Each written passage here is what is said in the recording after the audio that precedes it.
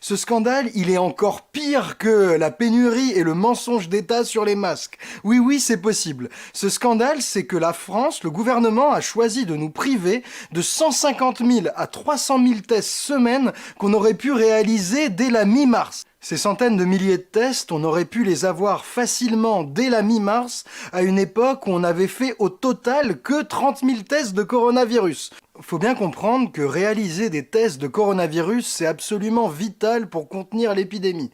Tout le monde le sait depuis la Corée du Sud, plus on fait de tests, plus on peut identifier les nouveaux malades et du coup les mettre en quarantaine et contenir rapidement l'épidémie. Et aussi, plus on fait de tests, mieux on peut suivre l'évolution médicale et les symptômes des gens malades et donc mieux on peut les soigner. Tous les pays qui ont fait beaucoup de tests ont eu des bien meilleurs résultats dans la lutte contre le coronavirus que nous.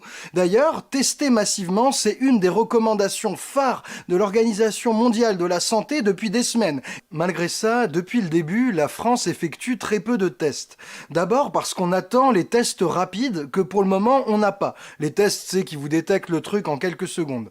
Et en attendant, les tests PCR, c'est les tests qui détectent l'ADN du virus dans votre organisme, eh bien ceux-là on les fait faire par les laboratoires des hôpitaux et ces laboratoires ont très vite été saturés et ont manqué de réactifs.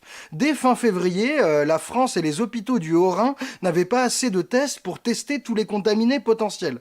Donc ça fait un moment qu'on est à la rue. Et encore aujourd'hui, après des mois d'épidémie et des semaines de confinement, la France est en incapacité, on n'est pas capable de tester tous les travailleurs en première ligne, tous les soignants, tous les gens qui vont soigner dans les EHPAD, qui travaillent dans les chaînes de distribution et qui continuent à travailler, ces gens-là, on ne peut pas les soigner et donc potentiellement ils peuvent passer le virus à plein de gens. Donc en France, niveau test, on est dans le brouillard, on navigue à vue, on est incapable de savoir qui a le virus et où il est précisément. Et ce qu'on apprend aujourd'hui, c'est que on avait une solution disponible immédiatement pour tester massivement des centaines de milliers de personnes, notamment toutes celles qui travaillent pendant le confinement. Cette solution, c'est de faire réaliser les tests par les labos vétérinaires. Les labos vétérinaires se sont organisés depuis la mi-mars et depuis cette période,